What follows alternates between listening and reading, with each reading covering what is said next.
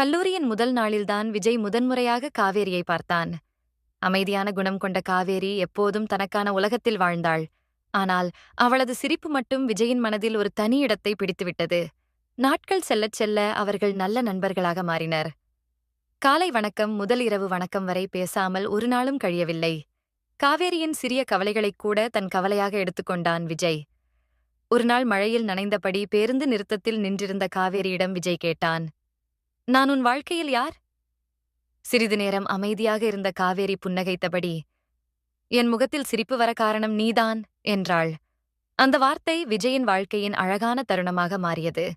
இருவரின் காதல் நாளுக்கு நாள் ஆழமானது. ஆனால் வாழ்க்கை எப்போதும் காதலர்களின் ஆசைப்படி நகராது. காவேரியின் குடும்பத்தில் சில பிரச்சனைகள் ஏற்பட்டதால் அவள் குடும்பத்துடன் வேறு ஊருக்கு செல்ல வேண்டிய சூழ்நிலை வந்தது. பிரியும் நாளில் காவேரி கண்ணீருடன் சொன்னாள், "நான் உன்னை விட்டு தூரமாக போகலாம். ஆனால் என் இதயத்திலிருந்து உன்னை யாராலும் பிரிக்க முடியாது." விஜய் அவளது கையை பிடித்தபடி, "நீ எங்கே இருந்தாலும் என் கடைசி மூச்சு வரை உன்னை காதலித்துக் கொண்டே இருப்பேன்" என்றான். காலம் பல ஆண்டுகள் கடந்தது. வாழ்க்கை அவர்களை வெவ்வேறு பாதைகளில் அழைத்துச் சென்றது. ஆனால் ஒவ்வொரு மழை நாளிலும், ஒவ்வொரு அமைதியான இரவிலும் காவேரியின் நினைவுகள் விஜயின் மனதை வந்தடைந்தன. ஏனெனில் சில காதல்கள் சேர்ந்து வாழ்வதற்காக அல்ல, ஒருவரின் இதயத்தில் மற்றொருவர் வாழ்நாள் முழுவதும் வாழ்வதற்காக. நீ என்னை விட்டு சென்றாலும் உன்னோடு வாழ்ந்த நினைவுகள் மட்டும் என்னை விட்டு செல்லவில்லை.